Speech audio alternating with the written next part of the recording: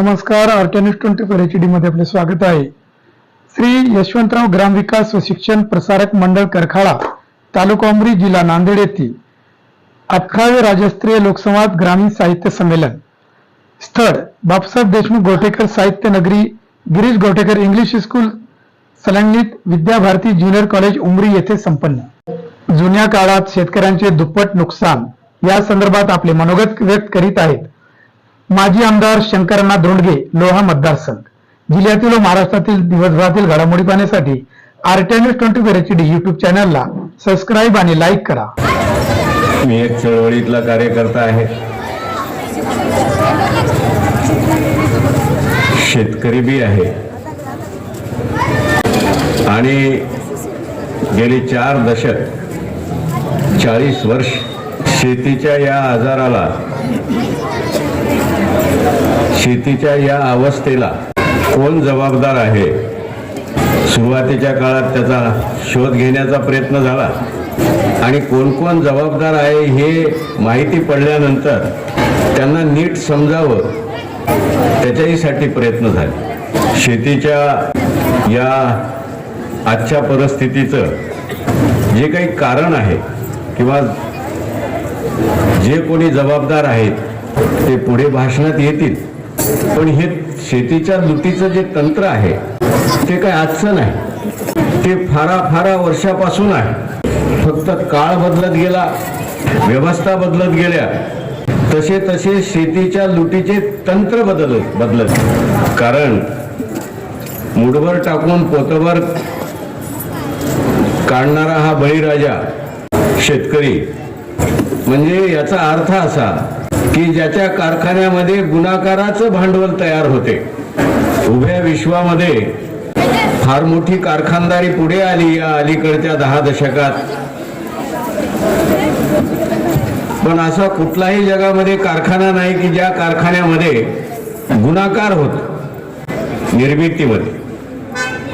फक्त एकमेव कारखाना असा आहे की जिथं गुणाकार होत आणि हा गुणाकार सगळ्यांनाच खुपत होता. कदाचित फार पूर्वी, म्हणजे अगदी कार्ल मार्क्स म्हणजे 500 वर्षापूर्वी, ज्याचं अर्ध्या जगावर ज्याच्या विचाराचं राज्य होतं, त्यांच्या काळामध्ये जमीन जुमला हे एक भांडवल होतं. मी इथं राजकीय काहीच बोलणार नाही. मला जे विषय दिलाय, कदम सरांनी म्हणले की या विषयाला न्याय देण्याचा प्रयत्न करा, कारण हे साहित्य संमेलनाचं व्यासपीठ होतं. आम्ही पुढारी लोक गेलं, माईक दिसलं की ते तिरपट चालतात. मार्क्सच्या जमान्यामध्ये जगभरामध्ये जमीन जुमला हे भांडवल होतं. त्या काळात जो काही व्यवहार होता तो वस्तू विनिमयाचा व्यवहार होता. म्हणजे आमच्या गावामध्ये जर नावी असेल तर त्याला शेतकऱ्यांना जे काही कंस गुड आहे ते द्यायचं. सुतार असेल, लोहार असेल, 12 बलुतेदार, वस्तूमध्ये विनिमय होता. पण नंतरच्या कालखंडात इंग्रजाच्या आमदानीमध्ये हा व्यवहार चलनात आला, करन्सीमध्ये. जमीन जुमला हे भांडवल कधी मागे पडत गेलं आम्हालाही पत्ता नाही. काही जणाला तर आजपर्यंत सुद्धा पत्ता नाही. आम्ही उगाच आमच्या पाहुण्याला म्हणतो हे माळापासून वळापर्यंत आमचाच होय बरं नंबर. जेव्हा चलनामध्ये व्यवहार आला, व्यवस्था आली, ज्या काळात जमीन जुमला चलनात आणि वस्तू विनिमयाचा व्यवहार होता, कदाचित त्या काळात या गुणाकाराच्या भांडवलाला लुटणारे दरोडेखोर चोर नव्हते असं नाही. खळं पडल्यानंतर दरोडा घालणारे, चोऱ्या करणारे, खोडून नेणारे होतेच. म्हणजे एक दाणा टाकला तर 1000 दाणे तयार करणाऱ्यातला आयत खाऊ मंडळी जी असते त्याच्यातला कशा पद्धतीने ओढून न्यायचं ते व्यवस्था होतीच. कदाचित त्या काळामध्ये या चोर दरोडेखोरापासून शेतकऱ्याला संरक्षण देण्यासाठी कोणी सरदार पुढे आला असेल. त्याने सांगितलं असेल की बाबा हे रोजच्या चोरीमारीपासून तुम्ही त्रस्त झालात, आम्ही तुमचं रक्षण करतो, तुमच्या उत्पन्नातला 1/4 वाटा आमच्या दरबारात आणून द्या, म्हणजे हे कटकटीतून मुक्त होईल. नंतर सरदाराची व्यवस्था तयार झाली. सरदारातून राजाची व्यवस्था तयार झाली आणि मग एक शेतकऱ्याच्या शेतीमालाच्या किंवा त्याच्या कष्टाच्या लुटीचं एक सुरळीत तंत्र तयार झालं. इंग्रज आमदारीमध्ये नवतंत्र विकसित झालं. तुमच्याकडचा कच्चा माल स्वस्त घ्यायचा, उदाहरणार्थ कापूस, तो इथं खरेदी करायचा, तिकडं लँकेशायर मँचेस्टरला इंग्लंडला न्यायचा, त्याचा कपडा तयार करायचा आणि तो इथल्याच ग्राहकाला, भारतातल्याच ग्राहकाला आणून महाग विकायचा. म्हणजे स्वस्त घेणे आणि महाग विकणे, त्याला दुहेरी लूट म्हणतो. स्वातंत्र्यानंतरच्या कालखंडामध्ये आपल्याला आणखी आठवत असेल, आपल्याच निवडून दिलेल्या सरकाराची लेवी होती, लेवी गावोगाव. म्हणजे बाजारापेक्षा तुमचं धान्य कमी दराने सरकारला द्यायचं. आज ते ऐकल्यानंतर मोठं हसू येते. तालुक्याचा तहसीलदार यायचा, गावच्या पाटलाच्या पाठीवर हात थोपटायचा, ते म्हणायचा की पाटील, तुमच्या गावची लेवी 100% झाली पाहिजे. लेवीचे दर बाजारापेक्षा कमी. आणि आम्ही वेडे सगळे जण पोते भरायचे, गाड्याला झुली, बैलाला झुली घालायच्या, गाड्या बांधायच्या आणि तालुक्याच्या गोडाऊनवर वाजत गाजत ते नेऊन द्यायचे.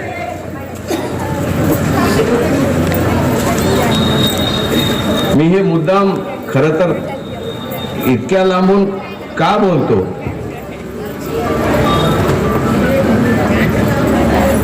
सरदारांनी सांगितलं की तुम्हाला मारपीट नको, आम्ही रक्षण करतो, तुम्ही फक्त एवढा हिस्सा आणून द्या.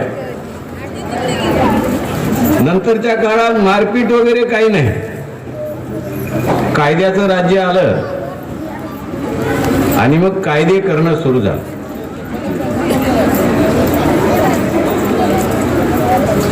साधारण 70च्या दशकाच्या आधी किती जणांना माहिती आहे, घटनेच्या 9व्या परिशिष्टामध्ये ज्या दुरुस्त्या झाल्या, त्याला अमेंडमेंट म्हणतो, त्याच्यामध्ये आता तुम्हाला मागायला यायची गरज नाही, तुम्हाला धाकधूक करायची सुद्धा गरज नाही.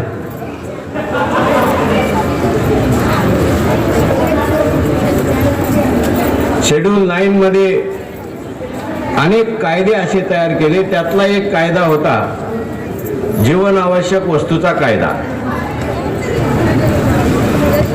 आणि या जीवन आवश्यक वस्तूचा कायदा मला वाटते काँग्रेस जमान्यातच झाला, इंदिराबाईचं सरकार असेल. त्याच्यामध्ये आणखी खूप कायदे आहेत, शिलिंग ऍक्ट असेल, भूसंपादनाचा काय असेल, पण जीवन आवश्यक वस्तूचा कायद्याचं एक हत्यार तयार झालं. आणि शेतात पिकणाऱ्या मालाचा मालक दिल्लीत बसलेला सरकार तयार झालं. आमचा शेतकरी भोळा भाबडा ते म्हणायचा की बाबा धारण मरण कुणाच्या हातात आहे? देवाच्या. पिकल तसं इकल, टोपलंभर इकडं की तिकडं, धारण मरण देवाच्या हातात आहे. आम्हाला 80च्या दशकामध्ये धारण मरण देवाच्या हातात नाही, धारण मरण दिल्ली सरकारच्या डाव्या हातचा खेळ आहे हे सांगायला आमची एक इंच जीभ झडली. त्यांना वाटायचं मग आम्ही निवडून दिलेलं सरकार आम्हाला कसं लुटते, आमचं कसं गैरहित करीत.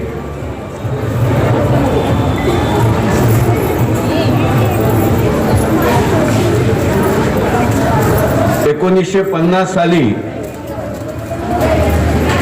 भारताच्या शेतीचा वाटा, राष्ट्रीय उत्पन्नातला वाटा, ज्याला नॅशनल इन्कम म्हणतो, त्याच्यामध्ये 50% होता.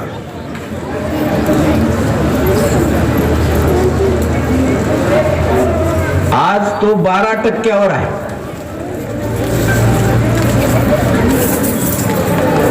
म्हणजे आपण म्हणतो शेती प्रधान देश आहे. इथं 65% माणसं शेती व्यवस्थेवर अवलंबून आहेत आणि सगळ्यात मोठा व्यवसाय हा शेतीचा आहे असं आपण म्हणतो. पण राष्ट्रीय उत्पन्नातला आजचा हिशोब जर काढला, त्याचा जर वाटा हिस्सा जर लक्षात घेतला तर आज तो 12-14% आसपास आहे. हे काय सूत्र आहे?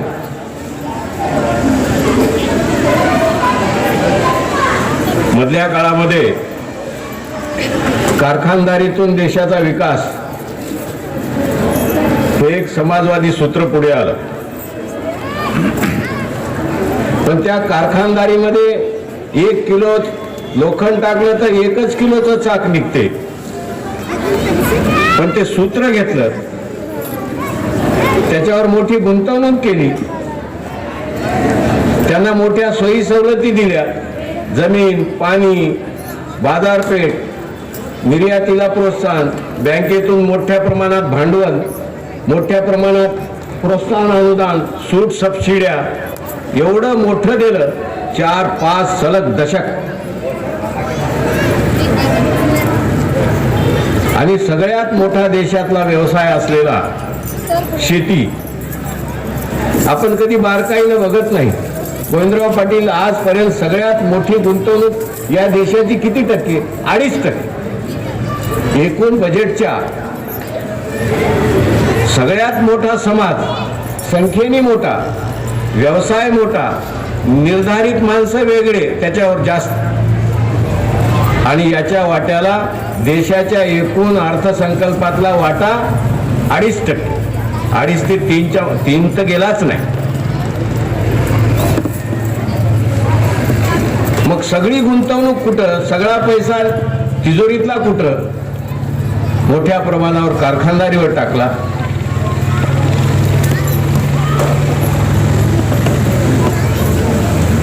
इथं सगळे बरीचशी कळती माणसं आहेत. मला विक्रमजी म्हणले की अण्णा,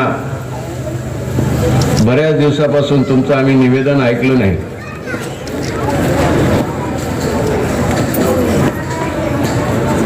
किती जणांना माहिती आहे?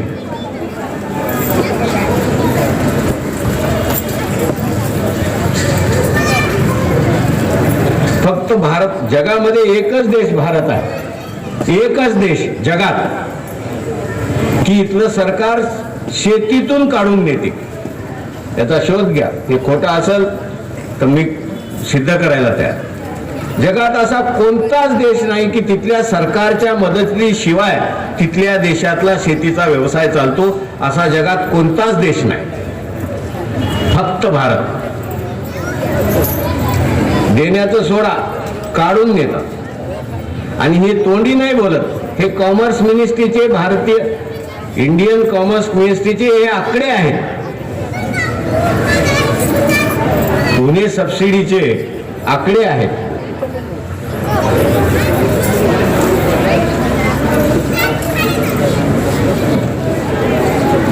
आपण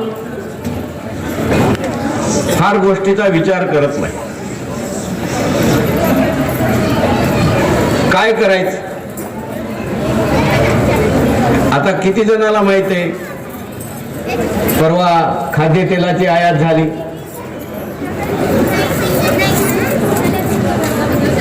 कांद्यावर निर्यात बंदी झाली. ऑस्ट्रेलियातून डाळीची मोठ्या प्रमाणात आयात झाली. सोयाबीनची ढेप ही थांबवली.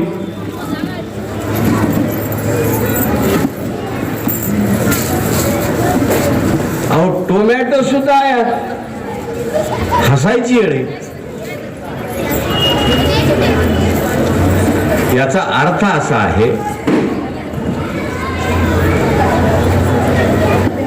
की बाजारपेठ पाडायची आणि आपण जे काही शेतीत लागत करतो, खर्च करतो, तो खर्च भरून निघू नये अशी व्यवस्था निर्माण करायची.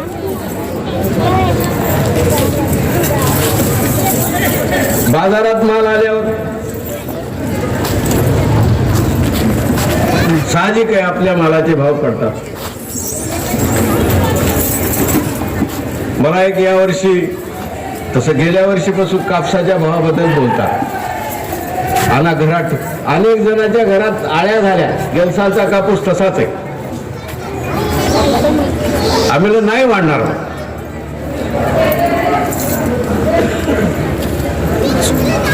आपण आता इथं काही बुजुर्ग माणसं आहे, 70च्या दशकामध्ये 1970च्या दशकामध्ये एक पल्ला कापूस, 2 क्विंटल तुरी, एक पल्ला कापूस म्हणजे जवळपास 1 क्विंटल 10 किलो. हा कापूस जर बाजारात उमरीच्या आणून विकला तर 1 तोळा सोनं येत होत. 2 क्विंटल तुरी विकल्या तर 1 तोळा सोनं येत होत. मग आज कपाशीचा भाव काय असायला पाहिजे?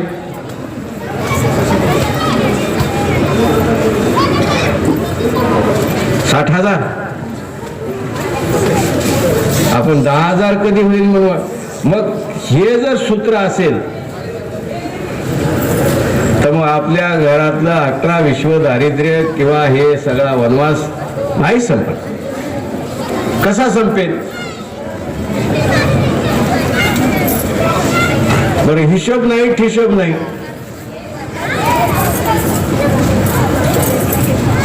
आपल्याला वाटते सरकार आपलं मायबाप आहे. अमुक एका पक्षाचं नाही, टोटल ज्या दिवशी 1950 पासूनच्या सगळ्या व्यवस्था, सगळ्या सरकाराच्या सगळ्या व्यवस्था, आणि हे काय अपघातानं नाही, हे ठरवून आहे, ठरवून, प्लॅनिंग. मी बराच काळ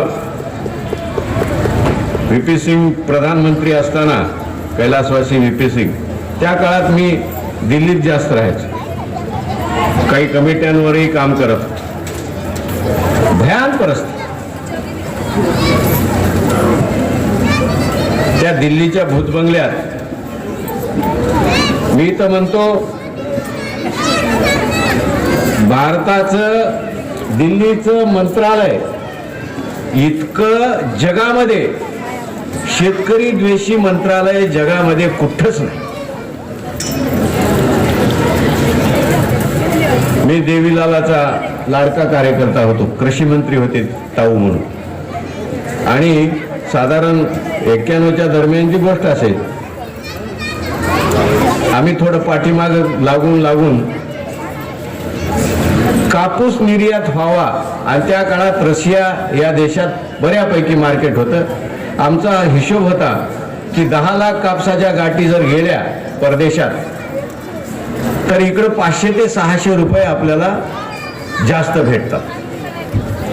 म्हणून आम्ही त्याच्या मागे लागून ती बैठक लावायला होती.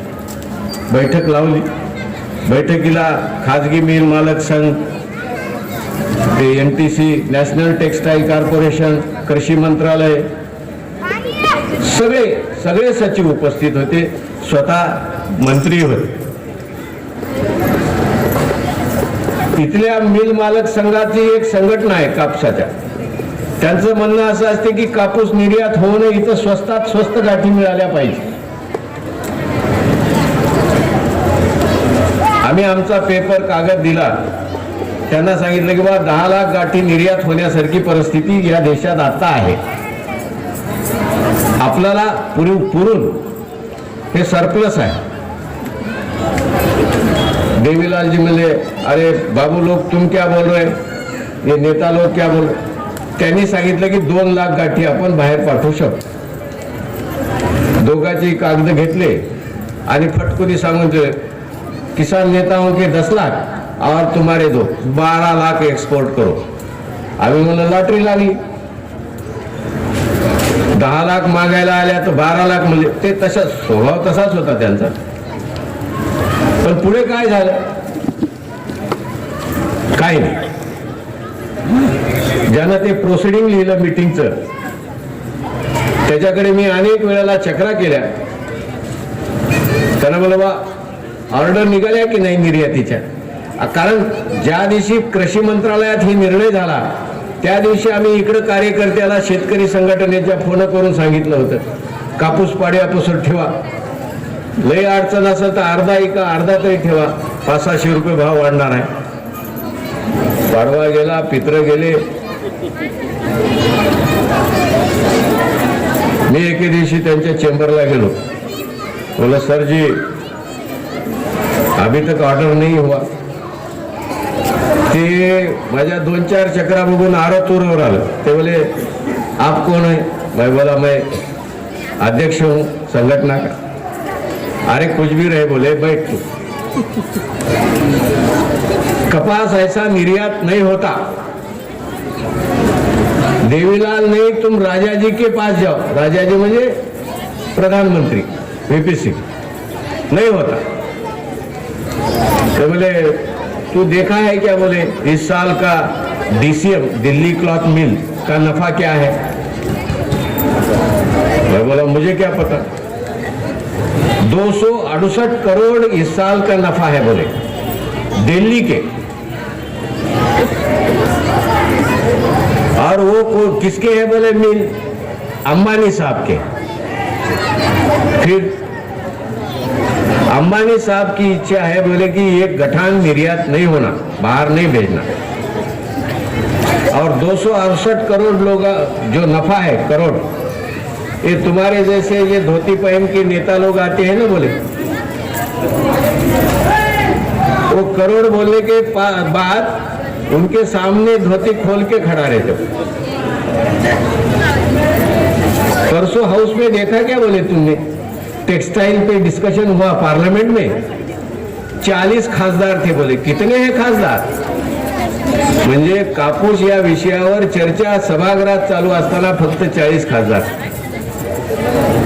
क्या बोल रहा है? बोले यहां मत आना, बोले दोबारा चक्कर मत काटना, कॉटन एक्सपोर्ट नहीं होगा. क्या करते हो? बोले तुम नेता लोग बाप दादा की जमीन है, मुठ भर डालते हो, थैला भर निकालते हो, बारिश ऊपर से होती है, सूर्य प्रकाश का कभी टॅक्स भरा है क्या? बोले तुमने. मैं बोला लावते आता हे भी टॅक्स आपल्याला पाण्याचा न्यायचा. और इतर नेता के आगे पीछे भाव मांगते फिरते हो. बोले करते हो क्या तुम? तुम्हारी मजा ही मजा है. बोले मुठ भर डाल के थैला भर निकाल. म्हणजे हे विनोद नाही की मानसिकता आहे. काय करायचं?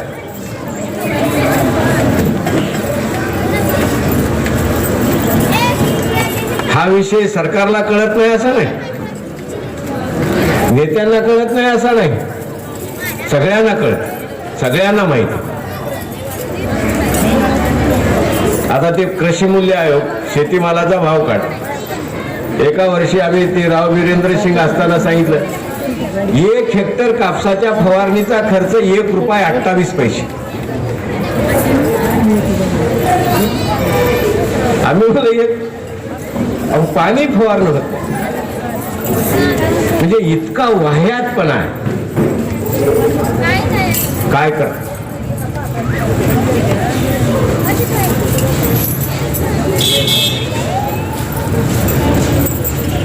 शेतीच्या आदिम दुःखाचं कारण आपण शेतकरी तर काही अंशी आहोत, पण त्याचं मूळ कारण आहे सरकारचं धोरण.